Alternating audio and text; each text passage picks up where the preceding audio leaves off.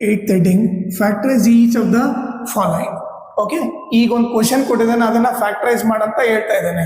Okay, first ನಿಮಗೆ factorise ಅಂದ್ರೆ ಏನಂತ ಅರ್ಥ ಆಗಲಿ. ಓಕೆ, ನಾರ್ಮಲ್ ಆಗಿ ಏನು ಕೊಡ್ತಿದ್ರು ಅವರು, ಈ ತರ ಕೊಡ್ತಿದ್ವು, ನಾವು ಎಕ್ಸ್ಪ್ಯಾಂಡೆಡ್ ಫಾರ್ಮ್ ಅಲ್ಲಿ ಬರಿತಿದ್ವಿ. ಓಕೆನಾ, ಈಗ ಅವ್ನು ಎಕ್ಸ್ಪ್ಯಾಂಡೆಡ್ ಫಾರ್ಮ್ ಅಲ್ಲಿ ಕೊಡ್ತಾನೆ, ನಾವು ಶಾರ್ಟ್ ಫಾರ್ಮ್ ಅಲ್ಲಿ ಬರಿಬೇಕು, ಅದನ್ನ ಫ್ಯಾಕ್ಟರೈಸ್ ಅಂತಾರೆ. ಅವ್ನು ಎಕ್ಸ್ಪ್ಯಾಂಡೆಡ್ ಫಾರ್ಮ್ ಅಲ್ಲಿ ಕೊಟ್ಟಿರ್ತಾನೆ, ನಾವು ಶಾರ್ಟ್ ಫಾರ್ಮ್ ಅಲ್ಲಿ ಬರಿಬೇಕು. ಓಕೆನಾ, ಈಗ ನೋಡಲಿ ಫಸ್ಟ್ ನಂಬರ್ನ ನಾವು ಏನಂತ ಬರೆಯೋಣ, ಇದು ನಾವು ಕ್ಯೂಬ್ನ ಬರೆಯೋಣ. ಇದೇನಾಗುತ್ತೆ 2a ಹೋಲ್ ಕ್ಯೂಬ್, ಯಾಕಂದ್ರೆ 2 ಕ್ಯೂಬ್ 8 ಆಯ್ತು, a ಕ್ಯೂಬ್. ನೆಕ್ಸ್ಟ್ ಬಿ ಏನು, ಬಿ ಹೋಲ್ ಕ್ಯೂಬ್ ಬರೆದ್ರೆ ಮುಗಿದೋಯ್ತು. ಈಗ ನೀವೇ ನೋಡ್ರಿ, ಇದು a cube plus B cube. Okay, next ಏನಿರ್ಬೇಕು, 3ab into a plus b. ಅದು ಕರೆಕ್ಟ್ ಆಯ್ತಾ ಎಲ್ಲ ಚೆಕ್ ಮಾಡೋಣ.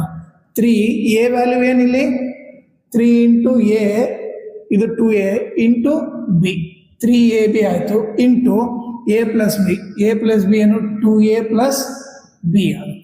ಈಗ ಚೆಕ್ ಮಾಡ್ರಿ ಮೇಲೆ ನಂಬರ್ ಬರುತ್ತಾ ಇಲ್ಲ ಅಂತ ಹೇಳ್ಬಿಟ್ಟು. 3 2 ಜಾ 6, ಇದಿಷ್ಟು ಎಷ್ಟಾಯ್ತು 6ab ಆಯ್ತು.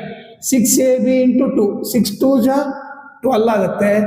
ab ಅಂತಂದ್ರೆ a into a square, B. So ಇದು ಕರೆಕ್ಟ್ ಬರ್ತಾ ಇದೆ. ಓಕೆ, ಇವನ್ ಜೊತೆ ಮಲ್ಟಿಪ್ಲೈ ಮಾಡಿದ್ರೆ ಕರೆಕ್ಟ್ ಬರ್ತಾ ಇದೆ. ನೆಕ್ಸ್ಟ್ ಇಲ್ಲಿ ಮಲ್ಟಿಪ್ಲೈ ಮಾಡಿದ್ರೆ 3 2 ಜಾ 6, ಓಕೆ 6 ಇದೆ. A B into B square, ಇದು ಕೂಡ ಕರೆಕ್ಟ್ ಬರ್ತಾ ಇದೆ. ಸೊ ಈ ಕೊಟ್ಟಿರೋದನ್ನ ನಾನು ಹಿಂಗೆ ಬರ್ಕೋಬಹುದು. ಹಿಂಗಂದ್ರೆ ಇದು ಯಾವ ಟೈಪ್ ಇದೆ, a cube plus B cube plus 3ab into a plus B ಆ ಫಾರ್ಮ್ ಅಲ್ಲಿ ಇದೆ. ಅಂದ್ರೆ ಈ ತರ ಇದ್ರೆ ನಾನು ಈ ತರ ಬರೀಬೋದಾ? ಸೊ ಆ ತರ ಅಂದ್ರೆ ಏನು, a ಇದ್ದಲ್ಲಿ 2a ಪ್ಲಸ್ ಬಿ ಇದ್ದಲ್ಲೇನು ಬಿ ಬರ್ದು ಹೋಲ್ ಕ್ಯೂಬ್ ಅಂತ ಬರಿಬೋದು.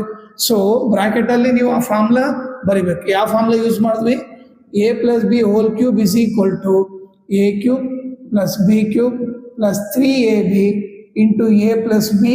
ಈ ಫಾರ್ಮುಲಾ ಯೂಸ್ ಮಾಡಿ ನಾವು ಇದನ್ನ ಫ್ಯಾಕ್ಟರೈಸ್ ಮಾಡ್ತೀವಿ.